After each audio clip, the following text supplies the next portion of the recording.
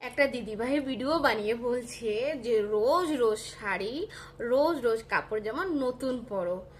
মামা নাকি ওনাকে স্পেশাল বলেছে নতুন নতুন কাপড় জামা পরলে, নতুন নতুন শাড়ি পরলে, পোস্ট দিলে ভালো ভালো তোমার ভিডিওটা ফরেনেতে চলে যাবে। আমি এইটাই বলতে যাই, যার কাছে কাপড় নাই, যার কাছে কিছু নাই, সে কি করে নতুন পোস্ট দেবে? পোস্টই দিতে পারে, কাপড় জামা তো রোজ দিতে পারে না, তাই তো?